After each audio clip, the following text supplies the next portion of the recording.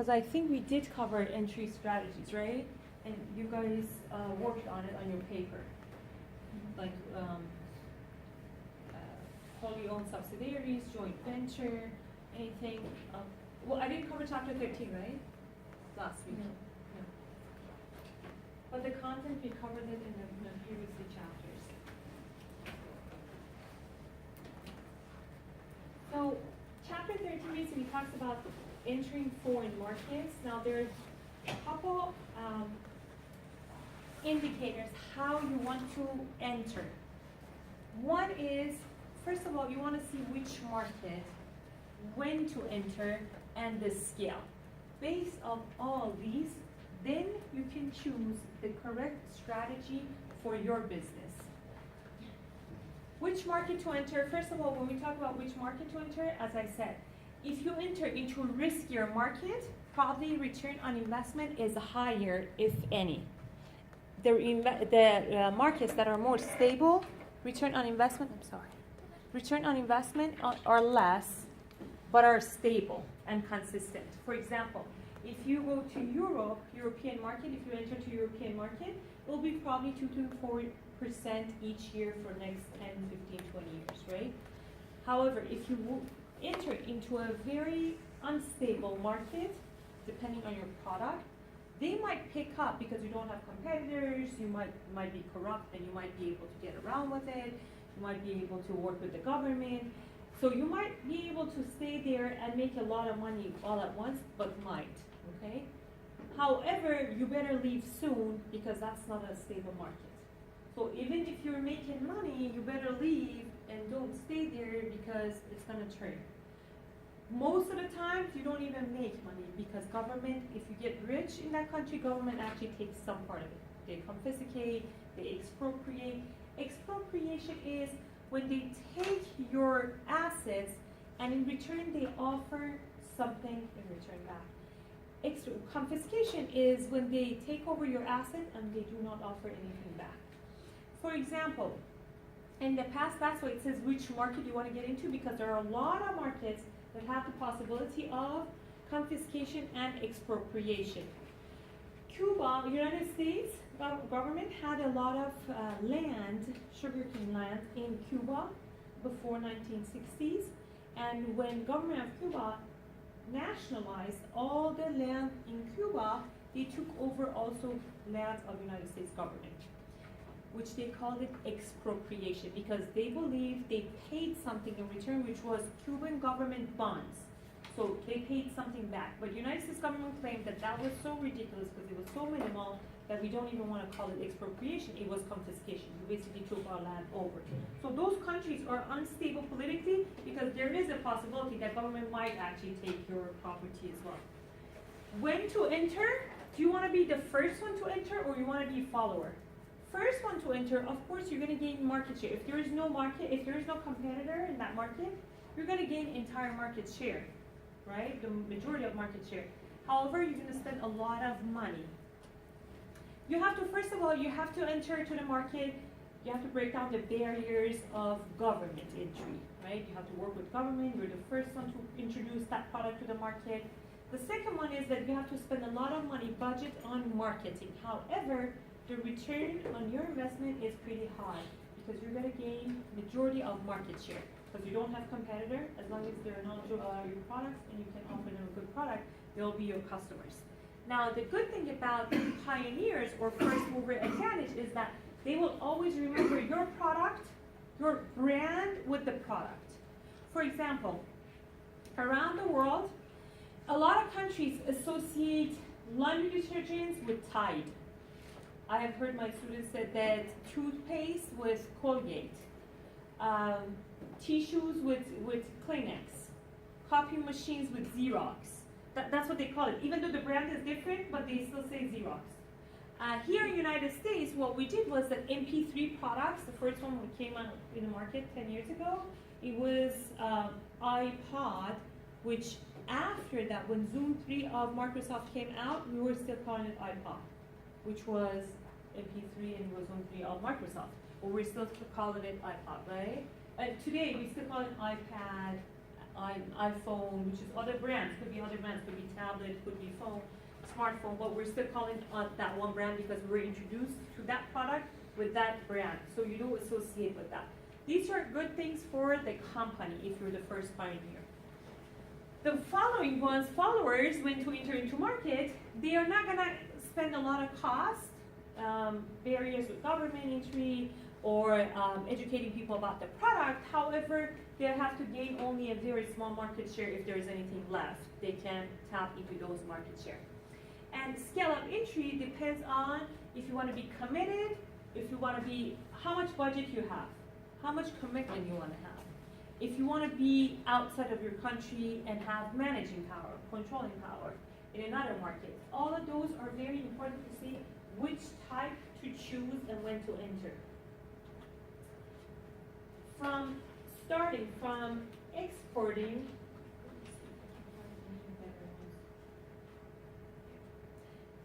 starting from the top of the list, you need least time, least budget, least commitment, and least risk. It goes all the way to the bottom of the list. You need more commitment, more time, more budget, and return on investment is higher too, and your risk is higher too, because you're putting a lot of money and you're spending a lot of time. So your return is higher, but you're putting a lot to it, so your risk is higher too. So the first one, if you want to work very safe, which a lot of small companies, that's how they start. They don't know about another market, they just want to send to another market, so they don't want to enter as a managing control to another country. They just want to introduce their products to the other country. So that's what they do. They produce here, let's say in the United States, and they send finished products to another country. There are two ways that companies can send their finished products to another country: direct or indirect, direct export or indirect export. Direct export is when I can hire someone from my own company and send them over there to, let's say, Brazil, and have them be responsible for distributing the products. Indirect is that when I don't have anybody from my company, but I will actually have a contract with someone else, could be in Brazil, could be in the United States, that this product is only for export purposes to Brazil. And you're only responsible to distribute them in Brazil. And based on that contract, they will distribute my product in the other country. That would be exporting, direct or indirect. The next one, I'm going to take this, I want to talk about this later. Licensing and franchising. Licensing and franchising, you guys are probably familiar with that, right? A lot of times you've seen licensing, franchising, but what is the difference between, the one main area is that you can basically use someone else's experience and pay a royalty fee and start your business. But what is the difference between licensing and franchising? I think we talked about it in the class, I guess. Licensing, like you're getting permission to use their product or use their logo brand, whereas franchising, it's like you're using that company and kind of building it on your own, like franchising at McDonald's or Chick-fil-A as a whole. They actually, in franchising, they have more, the franchisor has more controlling power. That's the main difference. In licensing, they don't have, doesn't have that much power. So as you said, they have a contract, so we can use their basically products, but that's it. They're not gonna see your operation standards. They're not gonna see the quality standards. They will not tell you where to sell, what is the site that we have to choose for you. That's it, you're on your own. But franchising, they will actually control, they have a lot of power. Quality standards, operation standards, you have to follow the procedures. They will tell you the site, the location, everything. So they have a lot more franchising power when it comes to franchising. And then both, you pay, of course, the royalty fee.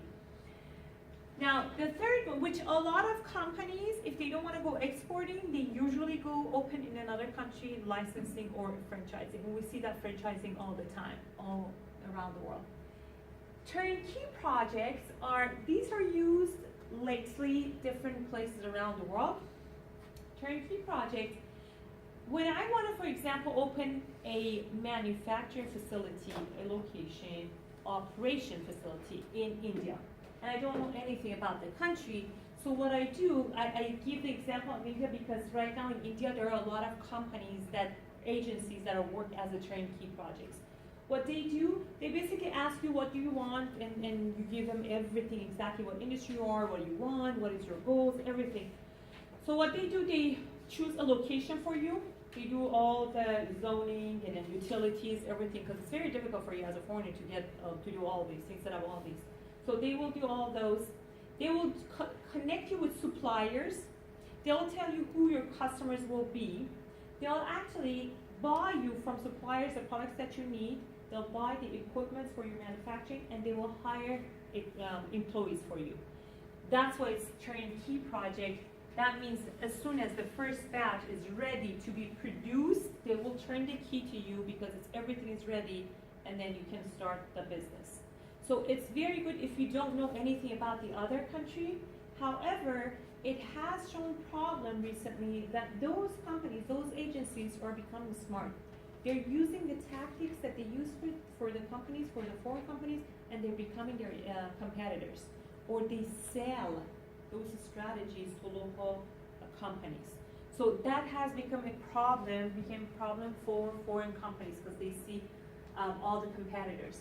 Now the problem for exporting is the tariff or quota. You can export all the time as long as everything is good. Like China and us, we were doing business, right? And then all of a sudden, if the administration changes, governments might impose tariffs. And then now, if you're in export business, you're having a problem. So that's why it has its own pros and cons, both of them. All of these. Now, the fifth one, joint venture. Joint venture is an example of a strategic alliance. The strategic alliance could be as integrated as joint venture, or could be as loose as just a very simple strategic alliance, such as, for example, I think M&M's were products where you could find in Ben & Jerry's, I think, ice cream. So that's a strategic alliance. The companies didn't merge, the companies don't have joint venture, nothing. I will sell, you only buy from me, not from another supplier, and I only sell your products. So that kind of strategic alliance, as loose as that one, based on an agreement, could be short-term agreement. If they like it, they can extend the agreement. That's also a type of strategic alliance. Goes all the way to joint venture, that's also another type of strategic alliance. Joint venture is the most integrated type of strategic alliance, which is two companies can form a joint venture to produce a new product, or it can be even beyond that. Could be more products, not even one. For example, companies that go from United States to other countries, that's what we use most of the times. One is based of their legal aspects, so you're not allowed to enter to the country 100% as a wholly owned subsidiary. You must have a joint venture because you must have a local partner based on the country's regulations. The other one is that even though sometimes it's not a regulation, but a lot of companies prefer to have a local partnership because you bring something to table. So you understand, we talked about the how they choose life partners, right? I think it wasn't discussed that we talked about. That's exactly what it is. So that's how basically they move on further with a strategic alliance. Now, joint venture. When two companies join together, they can bring market knowledge, and U.S. market can, or U.S. or another company, they can bring management know-how and technological know-how, most of the times capital, and they will bring customer base. It works for both companies, and most of our companies around the world, American companies around the world, mostly they prefer to start with joint venture, big companies. If you're smaller, you probably go with any of those. But joint venture, you prefer to start with that one because it reduces the risk to be exposed in that new market. Now, wholly owned subsidiary, it has different types.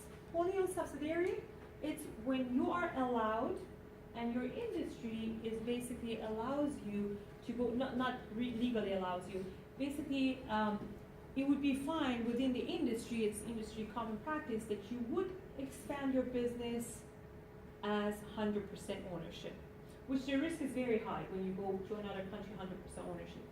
You can go acquire another already existing company. So the company is already there, it's established, they have customer base. You just acquire 100% of the company. The other one would be you start greenfield strategy. I think we talked and discussed about greenfield strategy, right? You buy the land and you start everything from scratch. Or you buy the brownfield, which is the building. Now, again, the risk is high, and the country, host country, must basically allow you to enter 100%. Jaguar, for example, Jaguar, Land Rover, Range Rover right now are owned by Indian Tata Motors. So they're all Indian companies, and they're 100% owned by it. So it's wholly owned subsidiary, it's acquisition. They don't have any British ownership anymore. It's because the country of Britain allows foreign direct investment for 100%. That's one of the examples. And it happened in 2009, but you might have never heard because it always said, if it doesn't benefit you, do not advertise. So if it was probably Indian company acquired by a British company because of the higher quality expectations that people have in mind, they would have probably advertised. Oh, like this is a British company now.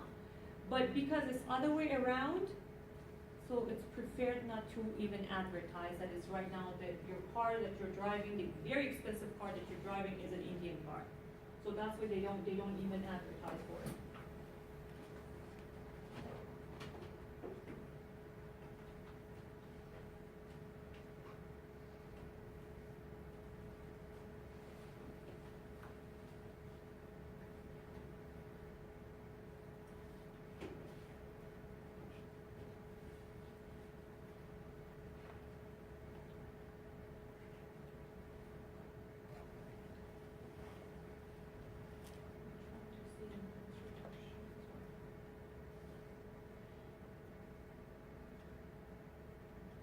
I think that's it for chapter 13. It just talks about pros and cons of acquisition. And I know we talked already about this one because I think there are two chapters that overlap exactly. They talk about entry strategy. So the only thing that says acquisition, problem with acquisition is that when people pay too much for the company, that it's not worth it. They believe it's a brand, or management want to bring another brand to their company, to their portfolio, and they want it basically for higher salary or whatever reason. And the other company, unfortunately, is not worth it, but they pay a lot of money, and of course there is no return enough for that investment. So that's one of the problems that acquisition might fail. The other problem is that culture. They don't know a lot about the culture they acquired. That's why a lot of companies prefer to go joint venture.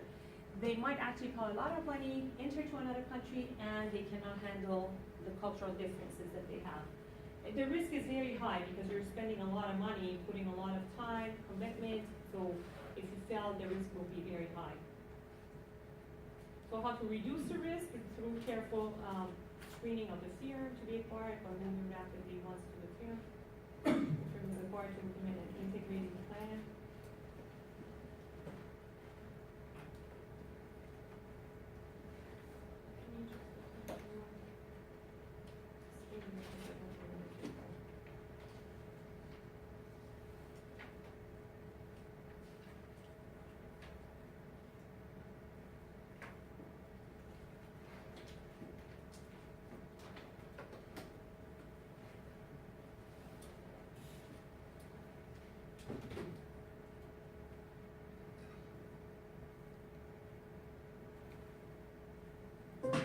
Did you know increasingly more companies are born global? What do Skype and Uber have in common? Both of these companies are born global, which are enterprises that went global within 2 years of their inception and have a major focus on foreign markets instead of their own home country markets. The phenomenon of companies born to be global has been growing rapidly in the last decade. More and more people want to become their own entrepreneurs. In fact, your school is likely to have an entrepreneurship option in the business school. Couple this with the environment we now live in, and born globals are increasingly more prominent in the world. Some of the infrastructure reasons are obvious. Access and affordability of high-speed technology, the democratization of innovation, For example, Priceline required $3 million in technology in 1997 when they started. But could today be launched for less than $1,000. Lower cost of travel and communication and transportation, ever-lowering barriers on trade, and the continuous migration of talent globally are all mushroom the idea that everyone wants to be an entrepreneur. And why not go global right away?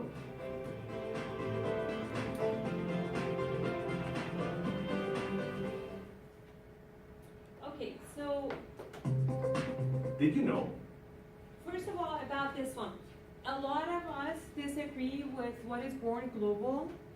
He basically mentions, because the first time I was struck like, well, that this is totally wrong from what I know about born global. So I talked to a bunch of my colleagues, and they all agreed that no, we don't think that this is born global. And I completely forgot this is that video clip. Otherwise, I wouldn't let you guys see it. So born global is what born global basically is. He mentions Skype or Uber.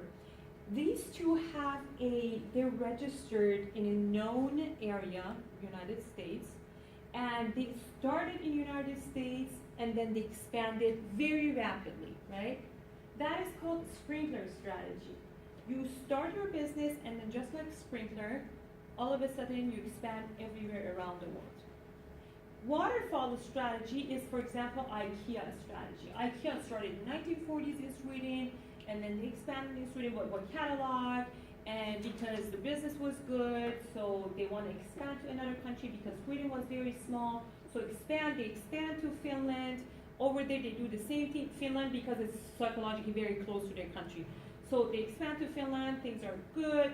So they go one by one. When it overflows, you go to next market. Overflows, you go to next market. The third market was Germany, and then finally it picked up. Born global are companies that basically nobody knows where they're registered. They're registered most of the times in an island somewhere around the world. And when they are online or when they're available at the same time everywhere around the world. A good example for born global companies are online casinos. Because online casinos, most countries around the world is illegal to be registered on their soil. So therefore, they're registered somewhere around the world. Some of those islands that nobody knows where they are. They're registered there, and their main business is not even there. It's online, and people from everywhere around the world at the same time have accessibility to those basically services. So when he talks about Uber was established in the United States first, and he even says that after 2 years expanded. So that's a sprinkler strategy. You establish, but and then all at the same time you expand everywhere around the world, which is very different than going global. Okay, right now I can cover chapter 14, or you guys can work on your group. It's totally up to you guys. I prefer to cover chapter 14, but it's up to you guys what you want to do. If you think you need to work on your papers, no, you wouldn't. Because I do prefer to cover chapter 14 now that I have time. Okay, chapter 14 talks about exporting, importing, and countertrade. The exporting and importing it's very complicated. It talks mostly about the paperwork of it and how does it work, how you receive money, how you send money. So that's why it has its own chapter.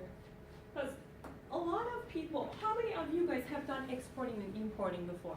Whether you send something into Mexico to sell or bring it from China to be sold here, that is partly basically importing and exporting. Anybody has done that? Anything at least from China? Nothing online ordered to be sold here? Okay, so let's just start with